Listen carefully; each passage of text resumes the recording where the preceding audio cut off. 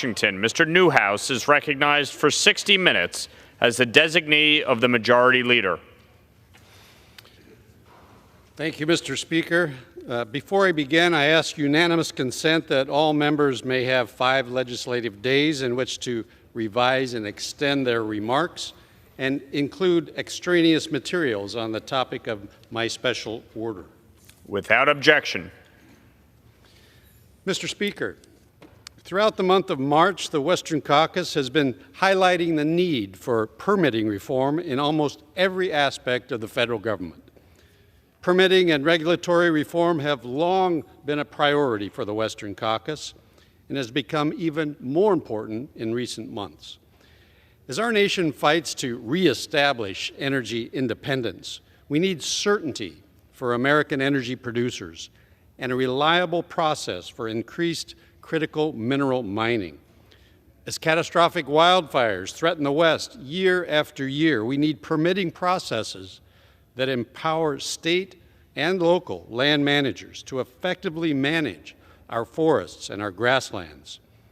As rural communities are faced with more and more federal overreach from the Biden administration, they deserve certainty and transparency.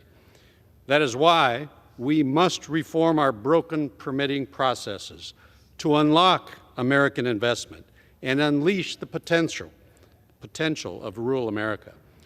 Landmark environmental protection laws like NEPA and the ESA have truly gotten out of control. While well-intentioned they're now used by serial litigants to stall critical infrastructure and management projects. These far-left environmental groups use the statutes to drive political wedges and ensure America is dependent on her adversaries. Endless cycles of litigation tie the hands of project developers, of land managers, and of private conservationists, all while posing a serious threat to both our local economies as well as our environment.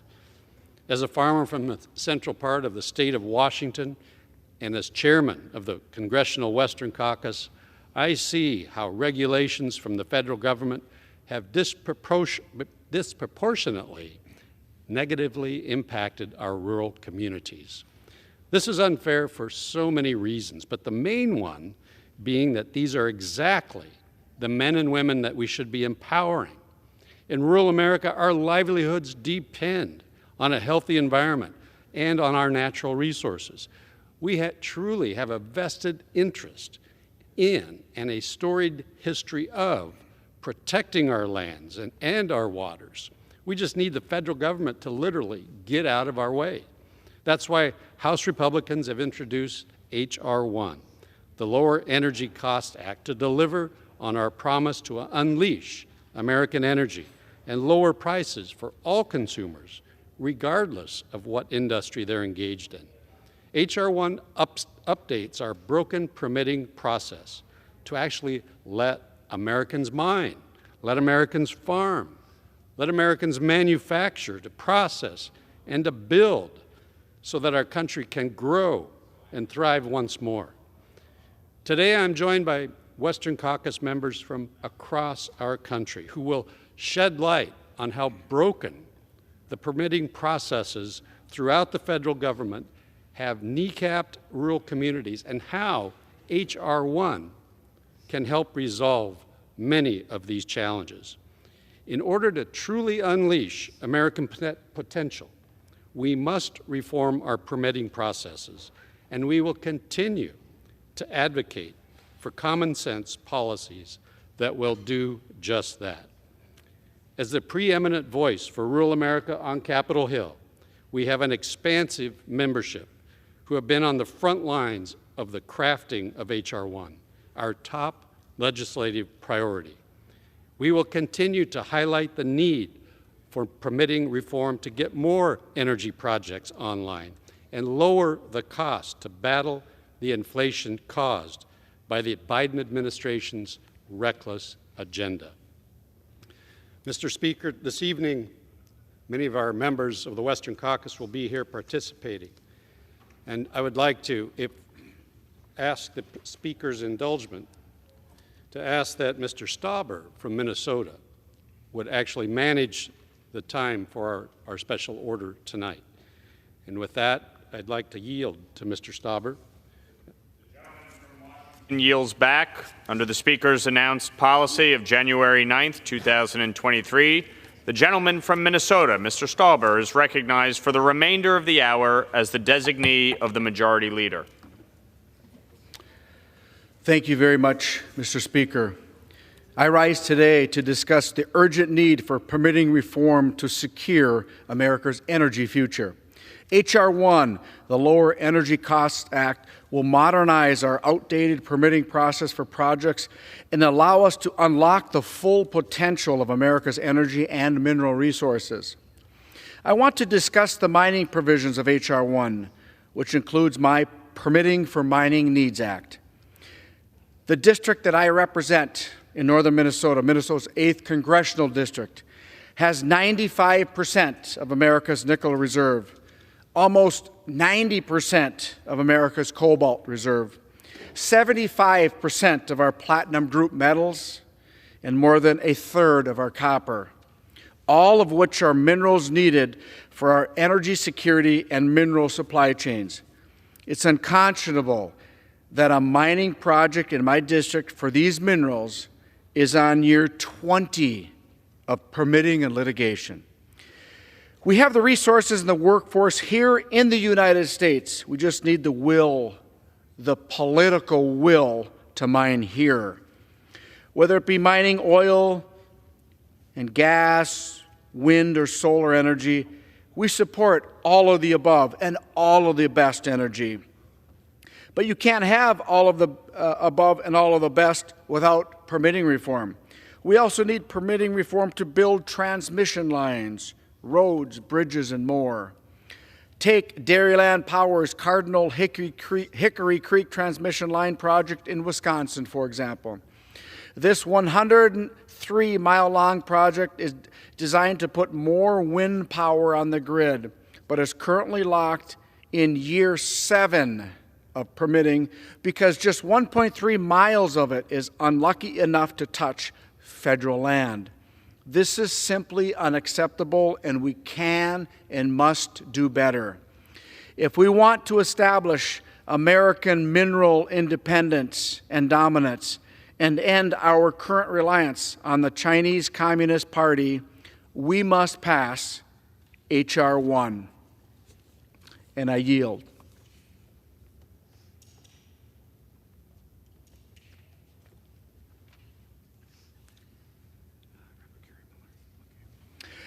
Now I would like to allow 2 minutes to my good friend, Representative Carol Miller from the great state of West Virginia.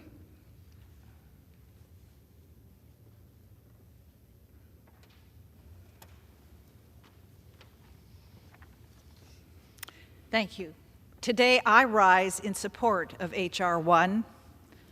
H.R. 1, the Lower Energy Costs Act, is about increasing domestic production, permitting reform, reversing President Biden's anti-energy agenda, and streamlining energy exports. To be perfectly frank, the Biden administration has been putting out anti-energy policies since his first week in office. He shut down the Keystone Pipeline and halted permits for domestic energy production that we desperately needed. He drained our strategic petroleum reserves to try to stop the pain from his terrible policies, instead of coming up with real solutions. Just last night, he tweeted that electric cars are the future. I've never seen an administration so out of touch with the American people, which is exactly why these same people affected by anti-energy policies elected a Republican majority in the House of Representatives. In the majority, our first priority is to bring down energy costs and increase energy production.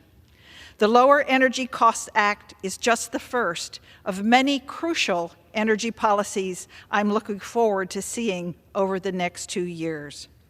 One of the pieces of legislation I'm looking forward to seeing is the completion of the Mountain Valley Pipeline. The Mountain Valley Pipeline is a great example of why permitting works and exactly why we need more of it. But in this project's case, the administration isn't the problem. It's the left-wing courts who are more radical than Joe Biden, which should really tell you something, who are holding this important pipeline up. When the pipeline is completed, it will be delivering natural gas within months, meaning lower energy prices for Americans as supply will dramatically increase. There is no time to waste. Remember that energy security is national security. I yield back. Thanks for those comments, Representative Miller. You are spot on. The next speaker will be the Executive Vice Chair of the Western Caucus, Doug LaMalfa from California. Thank you, Mr. Stauber, for hosting tonight and for your great work on mining in this country that we need so desperately, especially with some of the ideas that are being pushed forward in the name of climate change. So I appreciate Mr. Chairman Newhouse as well for organizing. So what do we know about H.R. 1? The bill was discussed here all afternoon, known as the Lower Energy Costs Act. It will reform the permitting process across industries, cut down on needless red tape, and help drive down energy costs for Americans. We heard all afternoon, though, oh, it's going to be a handout to oil and gas companies. No, it's not. It's going to strip away environmental laws. No, it's not. It would give companies free rein to poison rivers and streams. Yeah, that's really what we're about here. No, it doesn't do that either. It's a monumental win for any American who wants to produce energy, use energy, have their costs lowered, have a secure energy supply long term, instead of importing it from OPEC or China or Russia. The legislation we're talking about, the Clean Air Act, the Clean Water Act, these were signed in the early 70s by a Republican, Richard Nixon. Republicans know how to do things ecologically soundly as well. You wouldn't know it from the other side of the aisle or even the press. But yes, we're interested in doing things correctly. But also there's the reality that people need things. People need energy. People need to stay warm. We need to produce crops in this country instead of importing everything and exporting environmental problems, if they are that, to other countries that do things much dirtier than we ever thought about doing in the Pacific Rim, in China, or what have you. Our natural gas that we produce in this country is extracted during a cleaner process. It's even cleaner fuel than what comes out of Russia. That's why it's good if we were partners with Western Europe on exporting natural gas to them instead of getting it from a pipeline from the Russian Bear.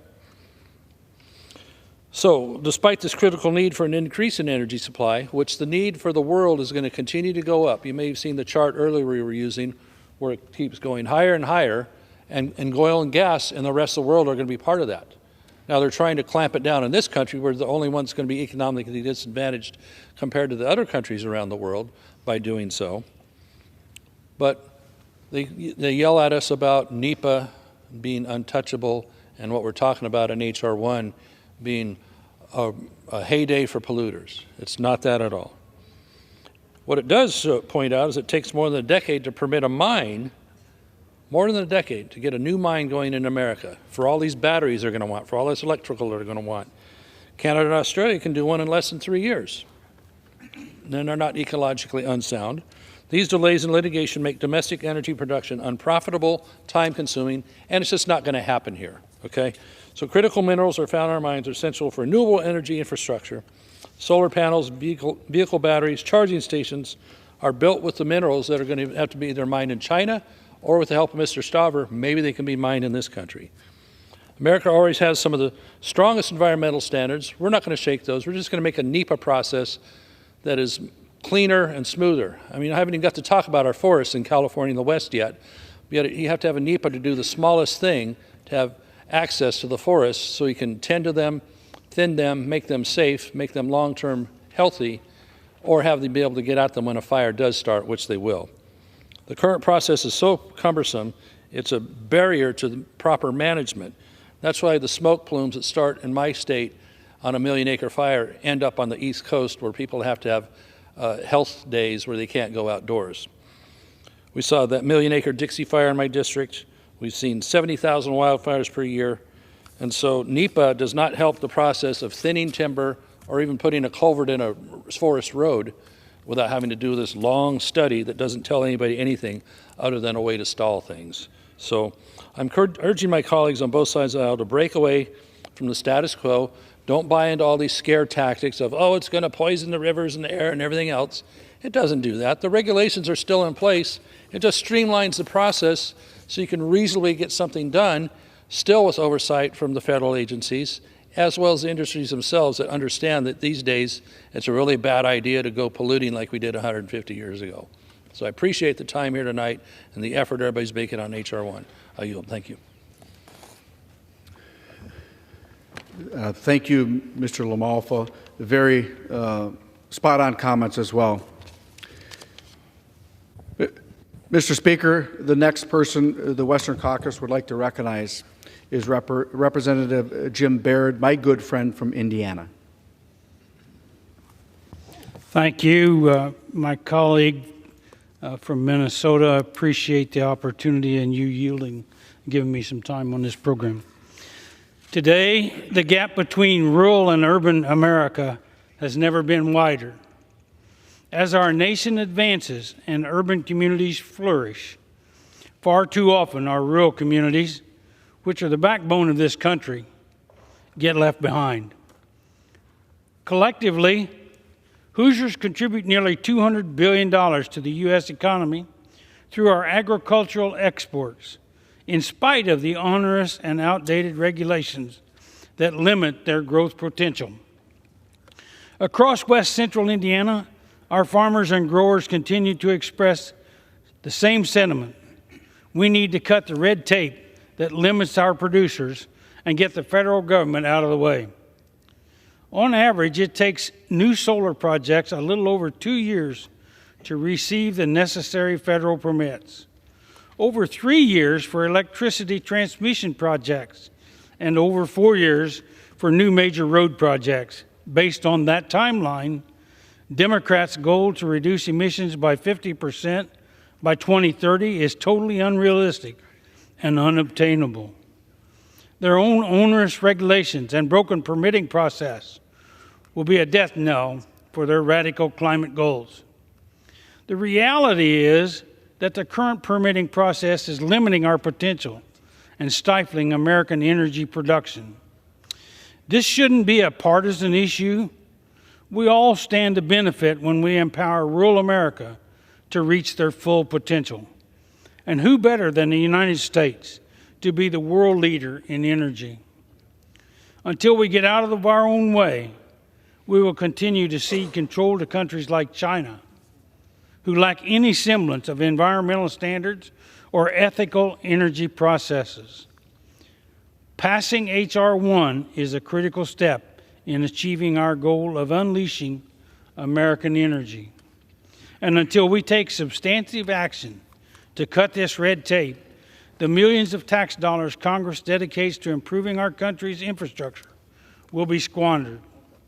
America's energy independence and rural America's success hinges on our ability to create an efficient and modernized permitting process. It's time for us to get out of the federal way, get the federal government out of the way and give rural America the tools they need to continue feeding and fueling this nation and the world to the very best of their ability. I yield back. Thank you very much, Mr. Baird. Your comments about rural America matters, and their voice should be heard in our nation's capital is extremely important. Mr. Chair, I want to now recognize Representative Kevin Kiley from California. Thank you. I rise today in support of H.R. 1, the Lower Energy Costs Act, which does something a little unusual. It acts for a piece of legislation. It actually does what it says it's going to do. The Lower Energy Costs Act. It's going to lower costs for Americans, and in particular in my state of California, where we pay the highest energy costs in the country. It will do that by lowering utility bills, by reducing gas prices, and by reducing the costs of everyday goods by reducing the cost of transport. And it'll do this by making our country more energy independent, enhancing our capacity for domestic energy production. There are a number of other benefits to this, by the way. It'll create jobs here in the United States. It will enhance our national security. It's much better for the environment than energy produced elsewhere, but it's the affordability facet that I really want to focus on, because that has been my top priority as a member of this new House majority, is focusing on like a laser on reducing the cost of living for Americans who have been crushed under the weight of runaway inflation. And so as background, the first thing that we did as in this new Congress was we voted to repeal the 87,000 IRS agents who were hired by the last Congress. This is going to spare countless Americans, middle-class Americans, from highly intrusive audits. And then the next month, in February, I managed to secure an opinion from the IRS. This was specific to California taxpayers. This reversed a guidance given by the California tax authority saying that you needed to pay taxes on those tax refunds that you got in the mail last year or early this year. We managed to secure an opinion from the IRS saying you don't have to pay taxes on that, saving Californians several $100s with that step alone. But it's H.R. 1, this bill, the Lower Energy Costs Act, that is the most important step yet to lower the cost of living for people in California and across the country. And here's exactly how the bill does this. Number one, it's going to reduce your utility bills by repealing $6.4 billion in taxes on natural gas. This was part of the Biden administration's energy program last year, which of course caused gas prices to go over $7 a gallon in many places. But also part of that was a major tax that was placed on natural gas. The nonpartisan Congressional Budget Office has found that this tax is ultimately paid for by Americans through higher home heating costs and utility bills. H.R. 1 repeals this tax, and consumers will pocket those savings through lower utility bills. But the second effect of this legislation will be to reduce gas prices, and that's primarily done through reforming our broken permitting process. Now, this might sound like sort of an arcane issue, but it is fundamental to the high, out-of-control cost of gas that we've been dealing with in this country, where we have a broken permitting process that blocks projects for months, for years, often indefinitely, through never-ending federal reviews, not to mention frivolous litigation. So this bill will streamline the permitting and review process by capping reviews at 1 year for environmental assessments and 2 years for environmental impact statements. More than enough time. There's also going to be a 120-day deadline implemented on filing a lawsuit on final agency actions concerning energy projects. The bill also requires the Interior Department to resume quarterly sales of onshore oil and gas leases, and among many other steps, which will unleash the American energy sector, create middle-class jobs, and increase the supply of gas available to reduce prices at the pump. And finally, it's worth mentioning the other overall effect of this bill, which is to reduce the costs of everyday goods and services. By reducing the cost of gasoline, every good transported to a store, whether it's groceries, furniture, or any other everyday necessities, are going to be cheaper to transport, and those savings as well will be passed on to consumers. So I am proud to stand with my colleagues in the new majority in supporting this legislation, in fighting to reduce inflation, and to making the American dream accessible to more people. Thank you, and I yield back. Thank you for those spot-on words, Mr. Kiley. You demonstrated that H.R. 1 will save the American people money so they have more money in their pockets so they can take care of their families. You are absolutely right. Higher energy costs for oil and gas equal the rising cost in food prices. So thank you very much. The next speaker is my colleague and friend from the neighboring state of Wisconsin and one of the vice chairs of the Western Caucus, Mr. Tom Tiffany. Thank you. And Mr. Speaker, H.R. 1, we heard that bill today. I had a chance to speak on it, lowering energy costs. This is one of the steps that we can take as this Congress to get the permitting process under control, save money for Americans that seek to go through this process, and have a healthier economy and environment. In fact, I would ask my colleague from Minnesota, aren't we all environmentalists these days?